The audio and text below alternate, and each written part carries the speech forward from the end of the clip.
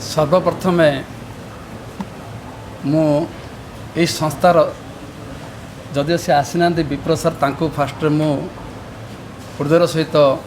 नमस्कार जनाऊँगी और वर्तमान आमर डॉक्टर नायक सर मध्य मु नमस्कार जनाऊँगी ता सहित एठारे सभासीन समस्त महान आत्मा को मध्य मोर कृतज्ञता जनाऊँगी। मोर परिचय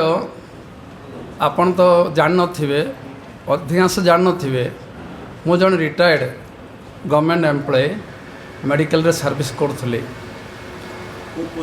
मु लैबोरेटरी असिस्टेंट थिले। मोर 4 वर्ष थिला मु वीआर नेले। कौन पे वीआर नेले तार कारण होची 33 वर्ष चाकरी कला परे और चाकरी कले कौन करवा केते क्लास नवा केते पिला को डेमोन्स्ट्रेशन करवा ए सब काम करवा किंतु मु भाविली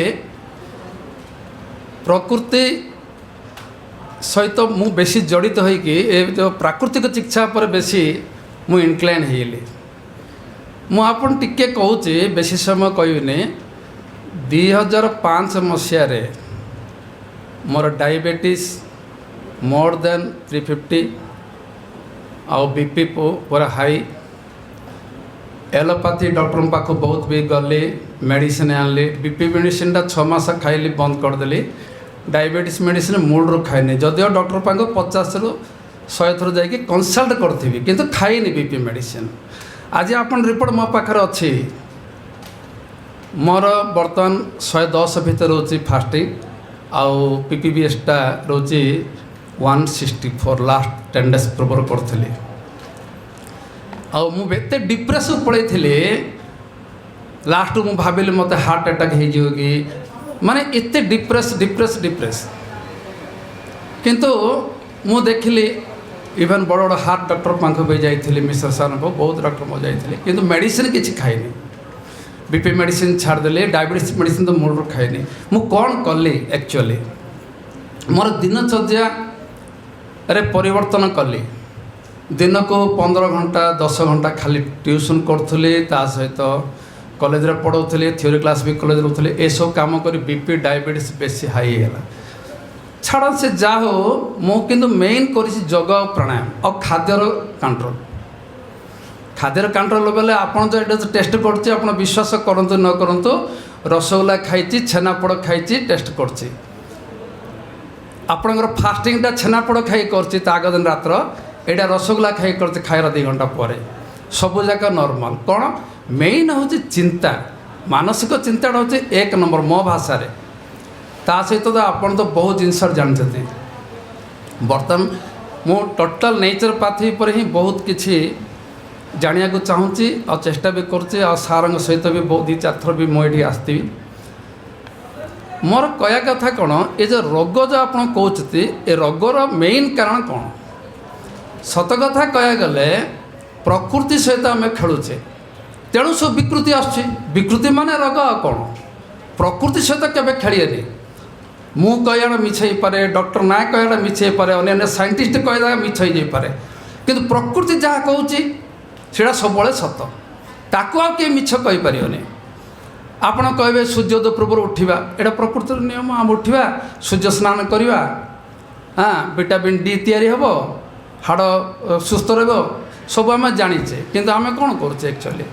से मानुने आम 8टा को उठुचे राति 2टा को सब अवस्था आम शुआ रविवार शुचे एएम रे पीएम नाई एएम समस्ते शुवे खाली वीडियो यूट्यूब सब देखिए समस्ते एएम रे शुवे उठे उठला बेलू सूर्य तार शिखर देश में पहुँची जाइए तेणु आम विटामिन डी पाई पाने आमर से आमर सर खाद्य हजम हवाटा जार आंठुगंठी बात से सूर्य स्नान कले हम एसब तो डिटेल आम पर जा मो कह कथा रोगटार मेन कारण हूँ प्रकृति की सहित आम चलिया आम सर आम जाचे 5 तत्व नहीं गठित सुनाटा यदि कौन प्रकार कौन एडजस्ट करा पड़ो माने बड़ कि सान जहाँ करा आम सुना ही प्रयोग करा पड़ो आम सर 5 तत्व नहीं गठित ए 5 तत्वर बैलेंस न हवा हूँ रोग पंचतत्व जो बैलेंस करदे आम रोग सब पड़ेगा। पंचतत्व कौन तो आम जानचे समस्ते माटी सूर्य पानी आकाश अग्नि आमर सबुठ ध्यान क्या पृथ्वी तत्व उपर खाली पृथ्वी तत्वटा को खाली आम मेंटेन करुचे से ठीक रे मेंटेन करूने। अग्नि तत्व कथा तो कहली आकाश तत्व कथा आप जानते उपवास विषय पानीर विषय सेटा भी कहले घंटा घंटा लगे पानी भी आम देह केतरा कथा 70% पानी मात्र आम पानी कि पीवा केतल पीवा गरम पीवा कि ठंडा पीवा ये सब बहुत विषय एबे भी लोक ज्ञान ना। सार जो कहते भजनाते विषम बारी ये जो कथा कहते और बहुत कथा अच्छी पानी पर गरम पानी पीवा ना ठंडा पानी पीवा बहुत पानी भी आम शरीर ठीक भाव में मेंटेन कर पारने। तो ये पंचतत्व जो बिगड़ी जाऊँगी आम रोग हो रोग कि जानी आम रोगर लक्षण रोगर कारण कौन रोगर निवारण कौन रोगर लक्षण आम देखा कौन हो एक्चुअली रोग कौन फास्ट रे बीपी कहे डायबिटीज कहे टीबी कहे कोष्ठकाठिन्य कहे ये सबू जगह हूँ कौन रोग ये सबू जगह केवल ना किंतु रोग गोटे आपण भावती एत प्रकार जो रोग अच्छी ये सबू जगह रोगर ना दिखाई रोग गोटे गोटे रोगर कारण भी गोटे रोगर निवारण भी गोटे एत प्रकार ना रोग ना आ रोगर सृष्टि हेले माने रोग देखागले मन धन्य आमर जो पंच ज्ञान इंद्रिय अच्छी पंच कर्म इंद्रिय अच्छी ए सब इंद्रिय तार स्वाभाविक कार्य ठारू किछि भिन्न देखागले आम कहे रोगे। फॉर एग्जांपल आखि यदि कौन कारण तार स्वाभाविक भाव में देखिपारे बेले आम चक्षु रोग बोली कहवा पेनक्रियाज ठीक भाव जदि से इंसुलिन सिक्रेशन न कला ताले डायबिटीज है तेणु आम ताको रोग कहे किंतु रोग अनेक प्रकार किंतु ना दिखाई किंतु रोग सब गोटे रोगर कारण भी गोटे नगर निवारण भी गोटे। एक्चुअली रोग कहीं हुए मु कहबी रोग दीटा कारण हुए दीटा एम गोटे हूँ पार्टी बा माउथ आ गोटे हूँ कौन मन बा माइंड ए दीटा हूँ आमर रोगर उत्पत्तिर कारण। पार्टी कौन देखो आम जो खाद्य खाऊे से सब जाक आम जाने खाद्य मुख्यतः जो सब थाए न्यूट्रिएंट कार्बोहाइड्रेट अच्छी प्रोटीन अच्छी फैट बा स्नेहसार अच्छी धातव लवण अच्छी विटामिन्स अच्छी ए सब जिनस रही ए सब जाक आम कौट पाचे खाद्य पाचे मात्र खाद्य को आम किमी खाऊे देखो पार्टी द्वारा कि रोग सृष्टि हो आमर मेन हूँ पेट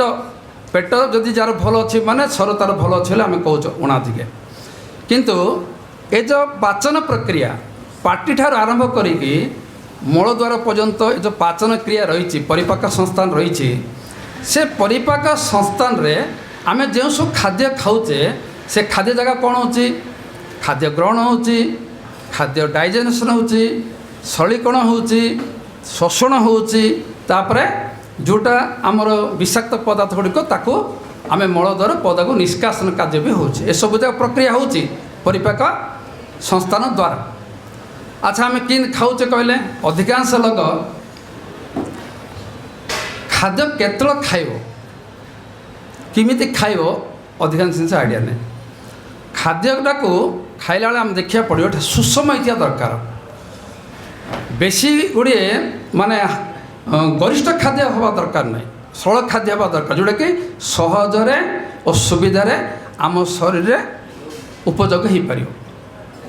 गरिष्ठ खाद्य बंचा दरकार खाद्य को बारंबार बारंबार बार एत चंचल खाई झटपट खाई दे झटपट खाले कौन हम जदि सांगे सांगे खाद्यटा को खाईदे भगवान कौन पर दांत देते भगवान कौन पर नासिका देते भगवान कौन पर जीव देते जीवरे ताको स्वाद बारे घ्राण बल आपण तार स्मेल जानिमे आउ दांत द्वारा ताकू चुबेबे पाकस्थल रे कौन दांत अच्छी सी चुबेब तेणु जो जगार जो प्रक्रियाटा हवा कथा से प्रक्रियाटा होनी दांत 32टा दांत कौन पाई देइछथि भगवान 32 थर चुबेया सबुजाक सॉलिड खाद्य लिक्विड अवस्था खाइबे आउ जोड़ा लिक्विड ताको सॉलिड अवस्था खाइबे ता अर्थ कौन आपन जते सब कठिन पदार्थ खाउछथि ताको चुबे चुबे खाइबे जाफल रे आमर 3टा ग्रंथि अच्छी पाट्रे आपन जानते टाइलिन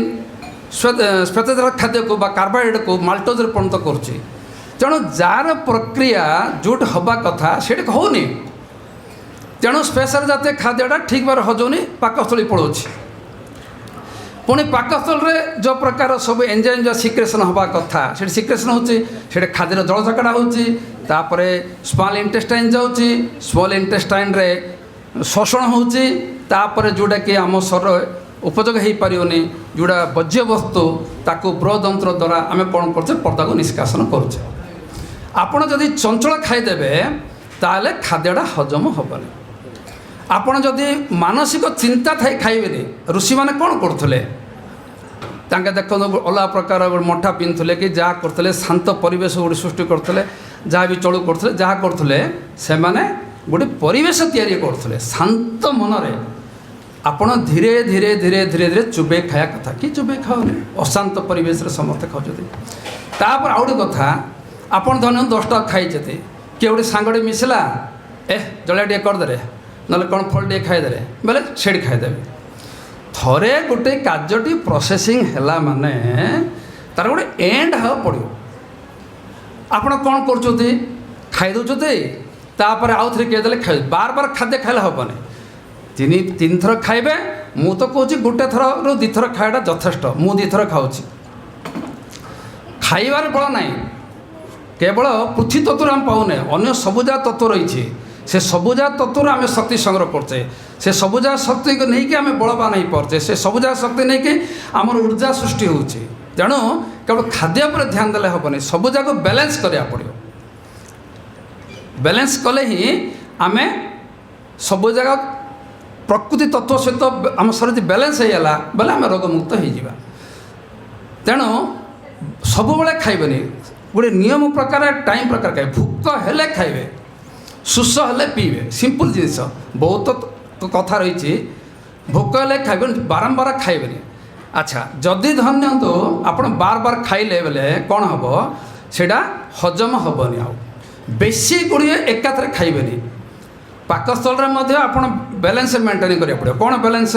50% खाइबे आउ 25% आप जल नेबे अर्थात घंटाटी 1.5 घंटा पर खाया सांगे सांगे पानी कहीं पीओनी खाया सांगे सांगे पानी पीले कौन निआड़ जलुव प्रजनन शक्ति बढ़ हठात पानी पकईदे बोले अजीर्ण हो सब जगह तेणु केबेले सांगे सांगे पानी पीबनी मिनिमम मो हिसाब रे घंटारू 1.5 घंटा भितर पानी पीबे से खाया पूर्व बन मिनिमम 40 मिनट पूर्व पानी पीबे छोट छोट जिनस टिके आपन जदि माने भाविबे टिके निजक सतर्क करेंगे भलार बंचा चाहिए प्रकृति सहित एडजस्ट हो चाहिए शरीर निश्चित भाव में सुस्थ रही आपन जदि सांगे सांगे खाईदे आवश्यक ठार अधिक खाइले कौन हम खाद्यटा हजम हेनी ग्राइंडर जी पकड़ा कथा से पकड़े हम ना तेणु अधिका पकईदे कौन हम सी ठीक बुलनी ठीक पाचन हेनी कि पाकस्थल रे 50% खाद्य 20% जल 20% आकाश तत्व मैंने खाल रहा पड़े से खाद्य गुड़िक जो हजम हम बोले ठीक अच्छे शरीर सुस्थ रहा शरीर जो उपयोग जिनस गुड़िक सेटा क्षुद्रांतर शोषित होगी जीवकोश मिसिकी रक्त सहित मिसिकी प्रत्येक जीवकोश निकट को पहुँचब और सेटार शक्ति सृष्टि हो आप जानते अधिकांश लोक किंतु मोर कह कथा कौन आपड़ जदि आवश्यक बेसी खाईदे कौन हम हजम हेनी हजम ना कौन हम से पड़ी क्षुद्रांतर पाकस्थल पड़ी रही सी जी समय रक्षा रखियो तापर क्षुद्रांतर छाड़देव स्मॉल इंटेस्टाइन कहे तापर लार्ज इंटेस्टाइन छाड़ छाड़े कौन हम जेहेतु सी ठीक भाव हजम होनी सी चिपिकी माने इंटेस्टाइन आप लार्ज इंटेस्टाइन भीतर पटे चापिकी ଆପଣ ଭାବନ୍ତୁ ନେକ୍ସଟ ଦିନ ଗଲେ ଆଉ ଥରେ ସେ ବାହାରି ପଡ଼ିଗଲେ ଭାବନ୍ତୁ ନାହିଁ। ଇନ୍ ଚିପିକି ରହି ରହି ରହି ରହି ଦିନେ ନାହିଁ, 2 ଦିନ ନାହିଁ, 3 ଦିନ ନାହିଁ, ମାସ ନାହିଁ, 2 ମାସ ନାହିଁ, ବର୍ଷ ବର୍ଷ ଧରିକି ସେ ଖାଦ୍ୟ ଗୁଡ଼ିକ ଚିପିକି ରହିବ। କ୍ଷୁଦ୍ରାନ୍ତରେ ମଧ୍ୟ କ'ଣ ହେବ, ଲାଗିକି ରହିବ ଭିତର ପଟେ ୱାଲ୍କୁ। ହେଲେ ସେଇଟା କ'ଣ ହେବ, ସେ ଯେହେତୁ ସେଇଟା এবଜର୍ବିଂ ଶକ୍ତି ଅଛି ନା, ହେଲେ ପଚକା ହେବ। ପଚକା ହେଲେ କ'ଣ, ଗ୍ୟାସ୍ ସୃଷ୍ଟି ହେବ। ତା ଛଡ଼ା ବିଜାତୀୟ ପଦାର୍ଥ ସୃଷ୍ଟି ହେବ ବା ଟକ୍ସିନ୍ ସୃଷ୍ଟି ହେବ। ସେ ଟକ୍ସିନ୍ ଯାକ ମଧ୍ୟ এবଜର୍ବ ହେବ, ଯେଉଁଟା ଥିବ ସେ এবଜର୍ବ ହେବ। এবଜର୍ବ ହେଇକି ବ୍ଲଡ଼ ଷ୍ଟ୍ରିମ୍ରେ ଯିବ। ବ୍ଲଡ଼ ଷ୍ଟ୍ରିମ୍ରେ ଯାଇକି ଶରୀର ଯେଉଁ ଭାଗଟା ଯେଉଁ ପାର୍ଟଟା ବା ଯେଉଁ ଅର୍ଗାନଟା ୱିକ୍, ସେଇଠି ଯାଇକି ସେ ଜମା ହେଇକି ରହିବ। ସେ ଯେଉଁ ଟକ୍ସିନ୍ଟା ଜମା ହେଇକି ରହିବ, ସେଇଟା ରୋଗ ସୃଷ୍ଟି କରିବ। ତେଣୁ ମୁଁ କହୁଛି ରୋଗ କିଛି ନାହିଁ। ଭଗବାନ ସୃଷ୍ଟି କରୁଛନ୍ତି ଏ ଟକ୍ସିନ୍ ଗୁଡ଼ିକ ଶରୀରରୁ ବାହାର କରିବା ପାଇଁ ଆମର ରାସ୍ତା ଦେଇଛନ୍ତି, ଆମର ମଳଦ୍ୱାର ଦେଇଛନ୍ତି, ଆମର ପରିସ୍ରା ଦ୍ୱାରା ଆମକୁ ବାହାର କରିବା ପାଇଁ ସୁବିଧା ଦେଇଛନ୍ତି, ଝାଳ ରୂପେ ବାହାର କରିବା ପାଇଁ ସୁବିଧା ଦେଇଛନ୍ତି, ନିଶ୍ୱାସ ବାୟୁରେ ବାହାର କରିବା ପାଇଁ ସୁବିଧା ଦେଇଛନ୍ତି, ଶ୍ଲେଷ୍ମ ଦ୍ୱାରା ବାହାର କରିବା ପାଇଁ ସୁବିଧା ଦେଇଛନ୍ତି। ତେଣୁ ଶରୀରରୁ ବିଜାତୀୟ ପଦାର୍ଥ ବା ଟକ୍ସିନ୍ ଗୁଡ଼ିକୁ ନିଷ୍କାସନ କରିବା ହିଁ ରୋଗର ନିରାକରଣ, ଆଉ କିଛି ନାହିଁ। ତେଣୁ ମୁଁ ଆପଣମାନଙ୍କୁ କହୁଛି, ନିଜର ଦିନଚର୍ଯ୍ୟା ରାତିଚର୍ଯ୍ୟା ପ୍ରକୃତି ସହିତ ଆଡ଼ଜଷ୍ଟ ହେଲେ ଆମେ ନିଶ୍ଚିତ ଭାବରେ ସୁସ୍ଥ ହୋଇକି ରହିପାରିବା। ଆଉ ଡାଇବେଟିସ୍ କୁହନ୍ତୁ କି ବିପି କୁହନ୍ତୁ, ଯେକୌଣସି ରୋଗ ସୃଷ୍ଟି ହେଉଛି କେବଳ ଟକ୍ସିନ୍ ଗୁଡ଼ିକ ବା ବିଜାତୀୟ ପଦାର୍ଥ ଗୁଡ଼ିକ ଶରୀରରେ ଜମା ହେବା। ବିଜାତୀୟ ପଦାର୍ଥ ଗୁଡ଼ିକ ଶରୀରରୁ ନିଷ୍କାସନ ହେବା ହେଉଛି ରୋଗର ନିବାରଣ ବା ସୁସ୍ଥ ହେବା। ଏଇଟା ହେଉଛି କଥା। ତେଣୁ ମୋତେ ତ ବେଶୀ ସମୟ ସାର୍ ଦେଉନାହାନ୍ତି, କହିବେ ତ ଏମିତି କହୁଛି 3 ଘଣ୍ଟା 4 ଘଣ୍ଟା ପର୍ଯ୍ୟନ୍ତ। ତେଣୁ ମୋତେ କ୍ଷମା କରିବେ। ମୁଁ